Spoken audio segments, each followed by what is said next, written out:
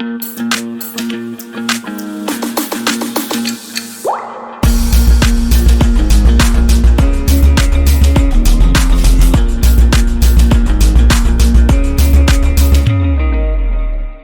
basically the distance traveled by the wave in one time period.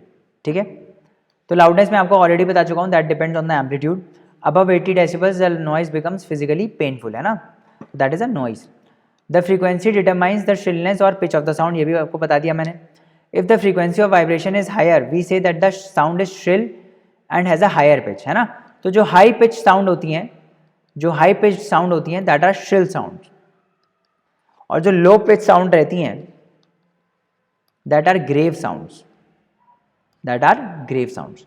तो जो high pitch sound होती है that is shrill, जो high pitch sound होती है that is shrill voice, shrill sound, और जो लो पिच साउंड होती है that is grave sound. Clear है बात, है ना.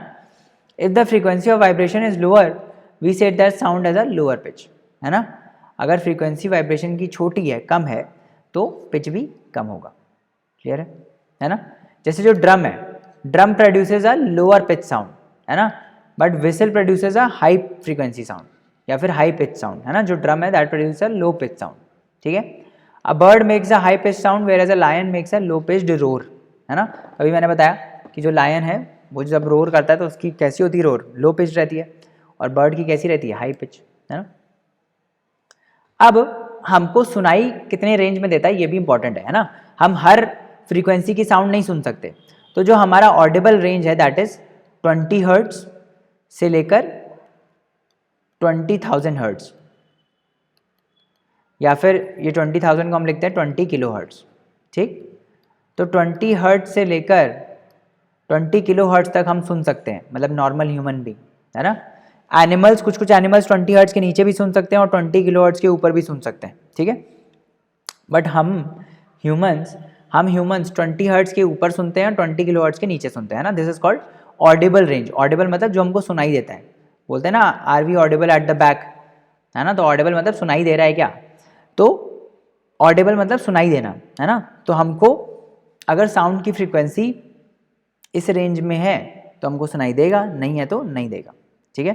20 हर्ट्ज का मतलब क्या है कि 20 वाइब्रेशंस पर सेकेंड. 20 हर्ट्ज का मतलब क्या है, 20 वाइब्रेशंस पर सेकेंड. ठीक है.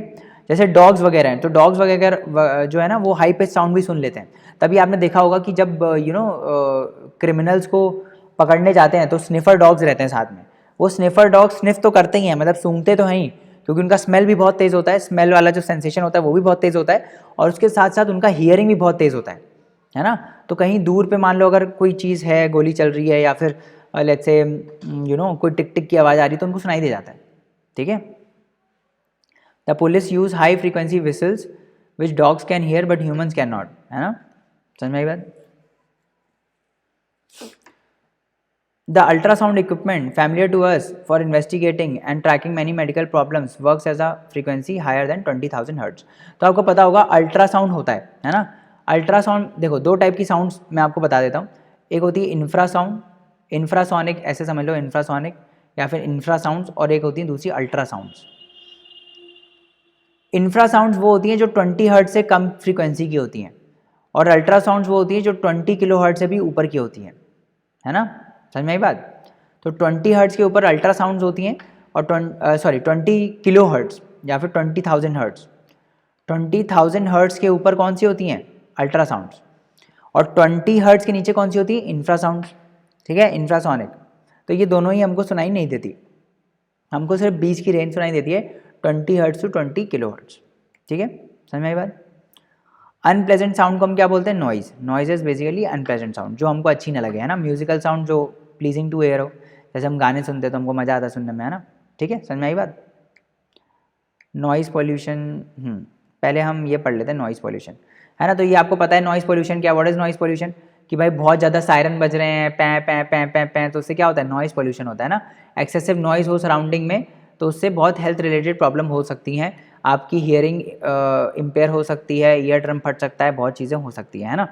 और लैक ऑफ स्लीप, हाइपरटेंशन मतलब हाई ब्लड प्रेशर, एंजाइटी, और बहुत सारे डिसऑर्डर्स भी हो सकते हैं नॉइज़ पॉल्यूशन की वजह से. इसीलिए नॉइज़ पॉल्यूशन को रोकना बहुत ही इम्पॉर्टेंट है. ठीक है। तो हम इसके लिए क्या कर सकते हैं, जितने भी नॉइजी ऑपरेशंस हैं, है ना, उनको they must be conducted away from residential area. जैसे इंडस्ट्रीज चलती हैं बड़ी बड़ी, तो उनमें जब मशीन चलती हैं तो बहुत ज़्यादा नॉइज़ प्रोड्यूस करती है ना, तो उन मशीन्स को, अब जो ऐसी इंडस्ट्रीज़ हैं उनको बेसिकली रेजिडेंशियल एरिया के बाहर सेटअप किया जाता है। ठीक है। Noise producing industry should be set up far from such areas, the same point. ठीक है, क्लियर है। ये मैकेनिकल वेव्स ऑलरेडी मैं आपको बता चुका हूँ। अब एक और कंसेप्ट है दैट इज कॉल्ड एको। एको क्या होता है, जैसे इस कमरे में एको हो रहा है, अगर मैं चिल्ला के देखूँ तो आपको 2 बार आवाज़ सुनाई देगी, हेलो, सुनाई दिया, दूसरी बार हेलो, सुनाई दिया। तो एको क्या होता है, एको बेसिकली कभी भी आप माउंटेन पे जाके चिल्लाना तो आपको अपनी आवाज़ थोड़ी देर बाद फिर सुनाई देगी, है ना। तो एको इज बेसिकली, एको क्या होता है कि हमको अपनी ही आवाज़ दोबारा सुनाई देती है। कैसे सुनाई देती है, बाहर से रिफ्लेक्ट होके।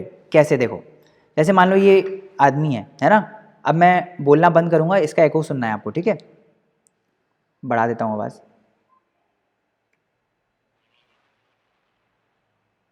अच्छा, इसका तो एको अभी सुनाई देगा नहीं आपको, इसका एको सुनाई नहीं देगा, द रीज़न बीइंग कि हमारा ये स्पीकर ऑफ है इधर। चलो खैर, मैंने आपको प्रैक्टिकल करके दिखा दिया है ना। तो बेसिकली आप क्या करना, आप प्रैक्टिकल करने के लिए क्या करना, आप माउंटेन्स पे जाते हो कभी जाना, जैसे हिमालयाज़ पे जाना, है ना, तो वहाँ पे चिल्ला के देखना, सामने कोई माउंटेन हो वहाँ पे चिल्ला के देखना वैली से, तो आपको खुद की आवाज़ फिर से सुनाई देगी, उसको हम बोलते हैं एको, है ना। इफ़ वी शाउट और clap near a suitable reflecting objects such as a tall building और a mountain, we will hear the same sound again a little later, that is called echo. The reason being क्या होता है ऐसा, देखो, जब मैं बोल रहा हूँ, मैं अभी बोल रहा हूँ आपके सामने, है ना, तो ये आवाज़ मेरे कानों में अभी जा रही है, ठीक है। बट इसने जैसे मान लीजिए शाउट किया, तो ये आवाज़ तुरंत इसके कानों में तो चली गई, है ना, बट ये यहाँ गई और फिर इस माउंटेन से रिफ्लेक्ट होकर फिर इसके पास आई, तो उसको फिर ये सुनाई दी सेम आवाज़, फिर सेम आवाज़ सुनाई दी, है ना, तो इसको सेम चीज़ 2 बार सुनाई दी, इसको हम बोलते हैं एको, है ना। इसी कुछ कंडीशंस होती हैं, हर जगह एको तो सुनाई नहीं देता ना, किसी भी बिल्डिंग के सामने खड़े हो जाओ और चिल्लाने लगो तो एको थोड़ी सुनाई देगा, है ना। तो एको की कोई पर्टिकुलर कंडीशन होती है। क्या कंडीशन होती है कि ये जो लाइट जो रिफ्लेक्ट होके मतलब ये जो साउंड रिफ्लेक्ट होके आ रही है वो 0.1 सेकेंड में वापस आनी चाहिए, है ना। The sensation of the sound persist in our brain for about 0.1 second. मतलब जैसे मैंने अभी बोला, है ना, मैंने अभी बोला, तो जो मैंने अभी बोला वो मेरे कानों में गया और फिर मेरे कानों से सिग्नल कहाँ गया, ब्रेन के पास। तो ब्रेन को प्रोसेसिंग के लिए 0.1 सेकेंड चाहिए होता है इस साउंड को प्रोसेस करने के लिए। अगर उतने ही 0.1 सेकेंड में एक और साउंड सुनाई दे गई तो ब्रेन उसको एक ही साउंड ट्रीट करता है, ठीक है, समझ में आई, ठीक है बात। To hear a distant echo the time interval between the original sound and reflected one must be at least 0.1 seconds. तो हो क्या रहा है, फिर से समझो, एक बार फिर से समझाता हूँ। मतलब शायद मैंने उल्टा बोल दिया था क्या, चलो एक बार फिर से क्लैरिटी दे देता हूँ क्या होता है। जैसे मान लो इसने बोला, ठीक है, इसने अपनी आवाज़ निकाली, ये चिल्लाने लगा, तो एक तो जब इसने चलाया तो तुरंत इसके कानों में एक आवाज़ चली गई। जैसे अभी हम बोल रहे हैं तो हमको खुद की आवाज़ तो सुनाई देती है ना, तो वो तुरंत सुनाई देगी। फिर क्या हुआ कि ये जो साउंड गई ये आगे किसी रिफ्लेक्टिंग सरफेस से रिफ्लेक्ट हुई। साउंड इज अ वेव, तो वेव तो रिफ्लेक्ट हो सकती है ना, जैसे लाइट रिफ्लेक्ट होती है वैसे साउंड भी रिफ्लेक्ट होती है। तो ये रिफ्लेक्ट होकर फिर से इसके कानों में आई, है ना। अब ये यहाँ से यहाँ तक जाने में और वापस आने में कम से कम एटलीस्ट 0.1 सेकेंड लगना चाहिए। मतलब ये जो वापस आनी चाहिए, अगर ये 0.1 सेकेंड बाद वापस आ रही है तभी हमको एको सुनाई देगा। बात समझ में आई। द रीज़न बीइंग कि जो हमारा ब्रेन है वो किसी साउंड को 0.1 सेकेंड लेता है प्रोसेस करने में। तो अगर 0.1 सेकेंड से पहले ही कोई साउंड आ गई, मान लो 0.1 सेकेंड से पहले ही ये साउंड रिफ्लेक्ट होके आ गई, तो होगा क्या कि हमारा ब्रेन उसको एक ही साउंड की तरह ट्रीट करेगा, उसको 2 अलग अलग साउंड की तरह ट्रीट नहीं करेगा। और एको तब सुनाई देता है जब हमको 2 साउंड सुनाई दें, एक तो जो हमने अभी बोला तब सुनाई दे और फिर थोड़े टाइम बाद फिर से सुनाई दे। तो ब्रेन को तो वो 2 अलग अलग साउंड सुनाई देनी चाहिए ना, तभी तो वो ट्रीट करेगा उसको 2 डिफरेंट साउंड्स की तरह। तो कम से कम 0.1 सेकेंड का अंतर होना चाहिए, समझ में आई। So to hear a distant echo, the time interval between the original sound and the reflected one must be at least 0.1 second. कितना होना चाहिए? At least 0.1 second. ठीक है? The speed of sound जो 22 डिग्री सेल्सियस में होती है air की, वैसे 330 के आसपास आप ले सकते हो, है ना, ठीक है।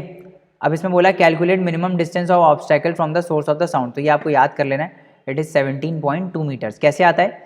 सिंपल है, बहुत सिंपल है। मान लो ये यहाँ से x डिस्टेंस पर है, ठीक है, x डिस्टेंस पर है, तो टाइम लगा पूरा वापस आने में कितना? 0.1 सेकेंड। टाइम कितना लगा? 0.1 सेकेंड।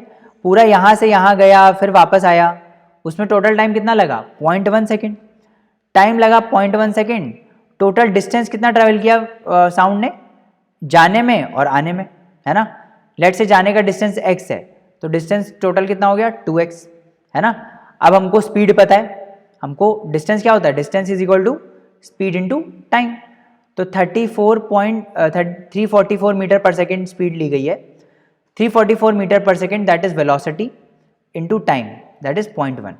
आगे करके दिखा देता हूँ आपको, फिर से समझा देता हूँ कि ये रिफ्लेक्टिंग सरफेस थी, है ना, यहाँ पे आप खड़े होकर चिल्ला रहे थे, ठीक है, तो साउंड यहाँ गया और फिर रिफ्लेक्ट हुआ और फिर आपके पास आया, है ना। तो लेट से ये डिस्टेंस कितना है? x, एग्जाम्पल लेट से डिस्टेंस x है। तो साउंड जब आगे गई फिर रिफ्लेक्ट हुई और फिर वापस आई, टोटल टाइम कितना लगा? 0.1 सेकेंड। यही तो हमने बोला कि एटलीस्ट 0.1 सेकेंड होना चाहिए साउंड को रिफ्लेक्ट होकर वापस आने में, इतना कम से कम टाइम लगना चाहिए, तभी हमको एको सुनाई देगा, है ना। अच्छा, इस पूरे प्रोसेस में उसने डिस्टेंस कितना ट्रैवल किया? 2x, और हमको स्पीड दी हुई है 344 मीटर पर सेकेंड।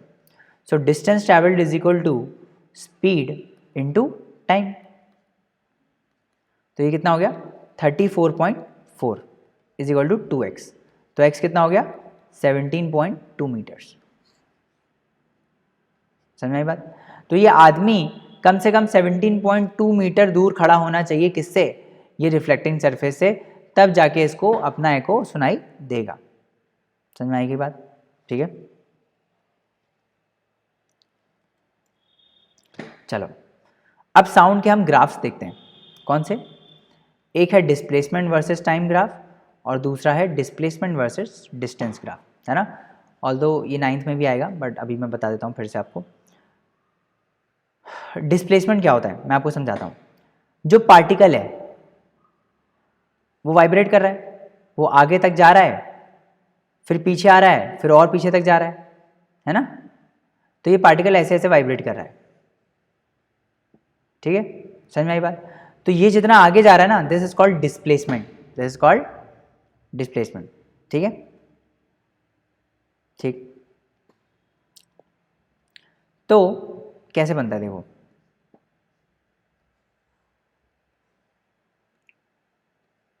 ये है डिस्प्लेसमेंट और ये है टाइम। तो ये ग्राफ कुछ ऐसा बनता है, कैसा?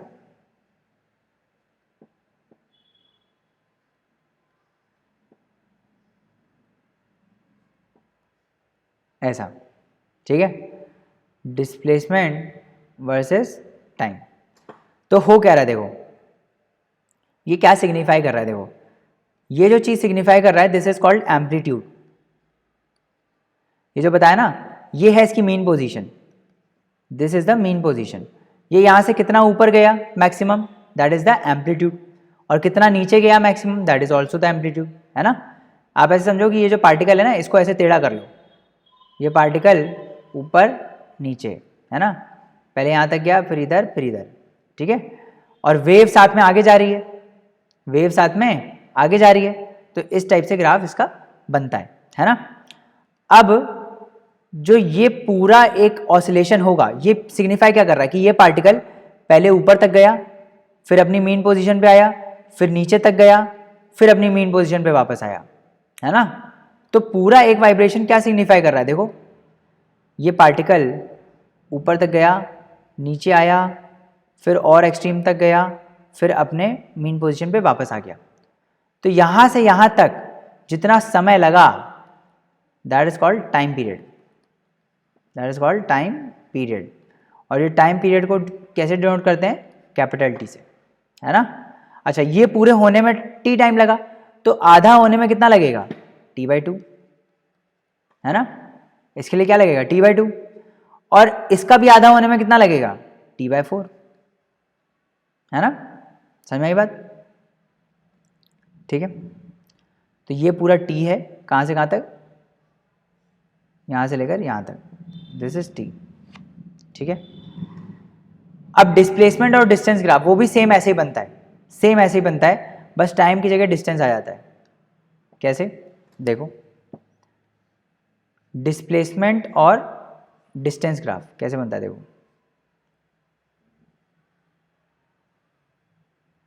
वो भी ऐसे ही बनता है, यहाँ पे होता है डिस्प्लेसमेंट और यहाँ होता है डिस्टेंस। अब इस केस में डिस्टेंस है, टाइम नहीं है। डिस्टेंस मतलब कि ये जो वेव है वो कितना आगे जा रही है ना। तो आप ध्यान दो कि यहाँ से लेकर पार्टिकल जब ऊपर गया, फिर नीचे गया, फिर वापस आ गया, तो ये पूरा एक क्या था, टाइम पीरियड था। और एक टाइम पीरियड में वेव कितना आगे चली, that was what, wavelength, that was what, wavelength. और इसको हम डिनोट करते हैं लैम्डा से। So basically wavelength is denoted by lambda. समझ में आई बात, कि भाई एक टाइम पीरियड में वेव कितना आगे चला गया, दैट इज कॉल्ड वेवलेंथ, ठीक है। समझ में आई बात, इसको हम डिनोट करते हैं लैम्डा से, क्लियर है। ऐसे ही यहाँ आधे में क्या होगा, लैम्डा बाय 2, फिर और आधे में क्या हो जाएगा, लैम्डा बाय 4, है कि नहीं। तो ये अपने ग्राफ्स हो गए, ये सब मैं आपको बता चुका हूँ। एयर में स्पीड कितनी होती है, 330 मीटर पर सेकेंड। लाइट की स्पीड कितनी होती है, 3 × 10⁸ मीटर पर सेकेंड। अच्छा, अल्ट्रासोनिक साउंड्स क्या होते हैं, जो 20 किलोहर्ट्ज से ज़्यादा फ्रीक्वेंसी के हों, और इंफ्रासोनिक जो 20 हर्ट्ज से छोटी फ्रीक्वेंसी के हों, है ना। समझ में आई बात, क्लियर है। अगला टॉपिक आता है इकोलेशन बाय बैट्स। तो जो चमगादड़ होते हैं ना, वो रात में निकलते हैं अपने प्रे को हंट करने के लिए। अब वो हंट कैसे करते हैं मैं आपको समझाता हूँ। तो जो बैट्स होते हैं ना, वो अपने मुंह से अल्ट्रासोनिक साउंड निकालते हैं। क्या निकालते हैं, अल्ट्रासोनिक साउंड। फिर होता क्या है कि मान लो कोई प्रे है, तो प्रे पे जब वो साउंड निकलती है, जब वो प्रे पे साउंड टकराती है तो टकरा के वापस आती है, और टकरा के जब वापस आती है तो बैट्स को फिर से सुनाई देता है। तो बैट्स को इससे आइडिया लग जाता है कि प्रे कहाँ पर है और कितना दूर है, फिर वो उसको पकड़ के खा लेते हैं। समझ में आई बात। ऐसे जो बैट्स हैं वो अल्ट्रासाउंड्स का यूज़ करते हैं अपने प्रे को कैच करने के लिए, ठीक है। So the bats search out prey and fly in dark night by emitting and detecting reflections of ultrasonic waves. The high-pitched ultrasonic squeaks of the bats are reflected from the obstacles or prey and return to the bats' ears, है ना। तो ये sound हमको सुनाई नहीं देती, क्यों, क्योंकि ये अल्ट्रासाउंड है ना, ये 20 किलोहर्ट्ज से ऊपर वाली हैं सारी की सारी साउंड्स, तो हमको सुनाई नहीं देती है, बट बैट्स को सुनाई देती हैं।